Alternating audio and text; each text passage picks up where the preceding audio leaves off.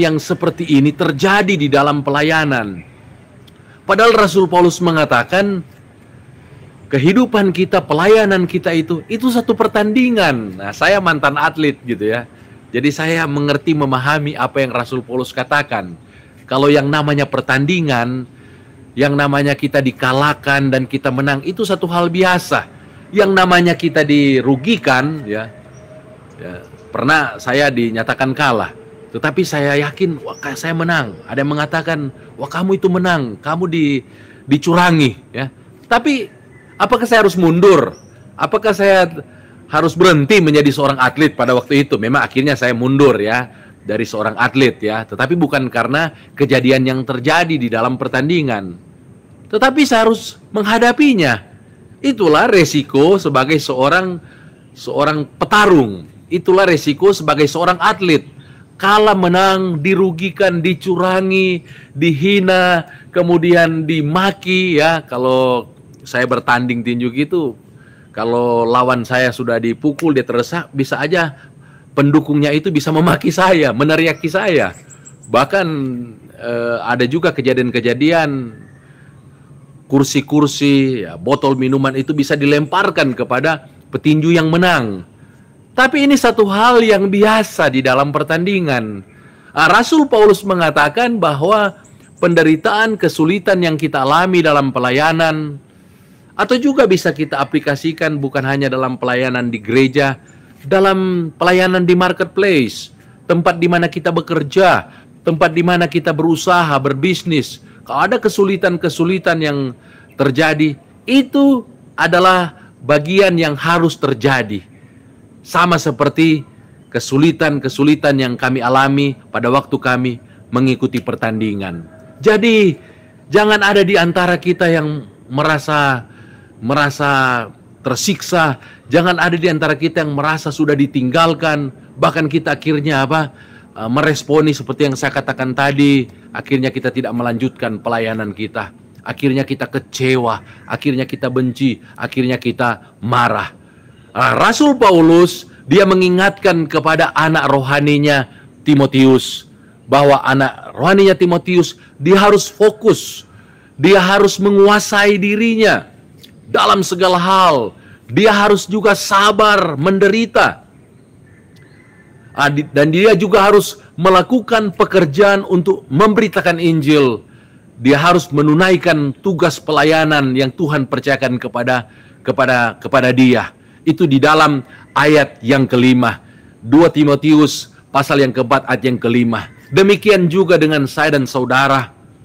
Kalau kita menyadari bahwa perjalanan kita, pelayanan kita, aktivitas kita sepanjang hari-hari yang kita lalui ini diibaratkan seperti pertandingan, maka kita harus menjalankan apa yang menjadi karunia-karunia kita. Tuhan sudah memberikan kepada kita minimal satu karunia. 1 Korintus 12 ayat yang ke-7. Tiap-tiap orang diberikan pernyataan roh, karunia roh. Di dalam kitab Efesus juga dikatakan Allah mengaruniakan kepada gereja orang-orang yang memiliki karunia nabi, karunia rasul, karunia pemberita Injil, karunia pengajar juga Tuhan berikan.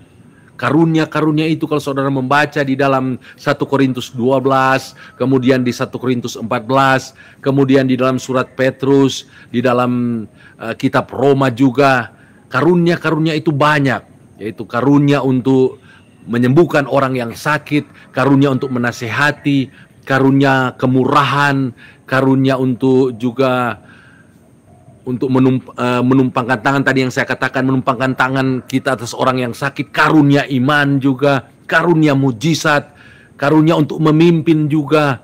Tuhan telah memberikan karunia-karunia ini kepada gereja, dan kemungkinan kita yang mendengarkan kebenaran firman Tuhan ini, kita memiliki salah satu karunia. Kita harus menjalankan karunia yang Tuhan berikan kepada kita.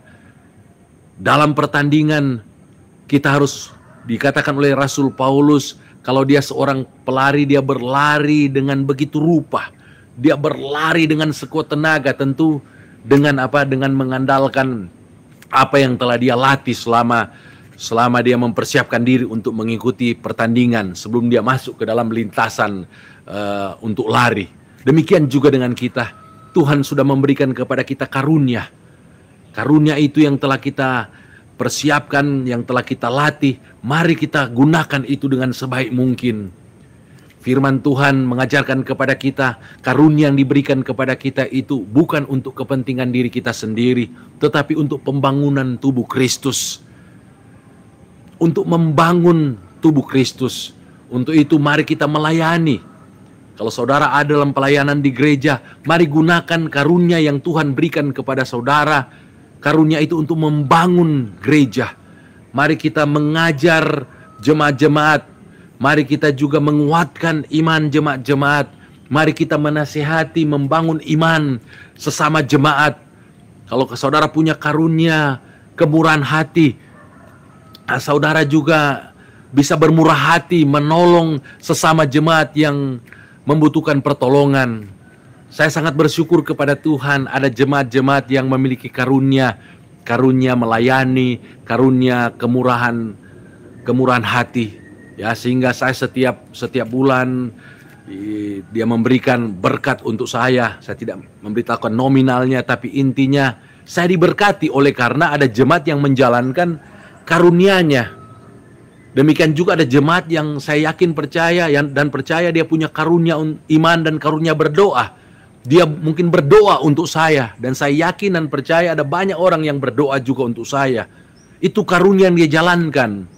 Jadi kami hamba-hamba Tuhan, kami bisa kuat.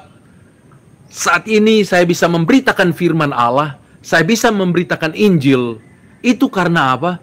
Karena ada jemaat-jemaat yang menjalankan karunia mereka. Ada yang jemaat-jemaat yang memiliki karunia kemurahan, karunia memberi. Dia menopang pelayananku, tiap bulan dia memberikan bantuan. Ada jemaat yang mendoakan saya.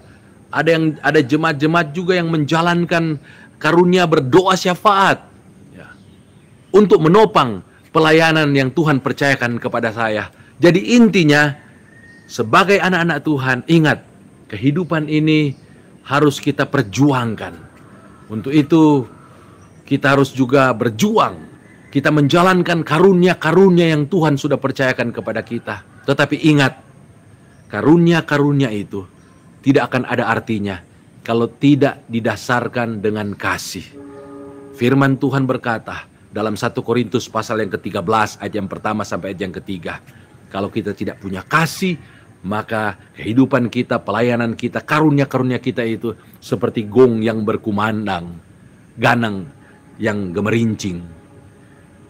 Demikian juga akan sia-sia, akan tidak ada faedahnya, tidak akan bermanfaat. Setiap karunia-karunia yang ada pada kita itu tidak akan ada faedahnya kalau tanpa kasih.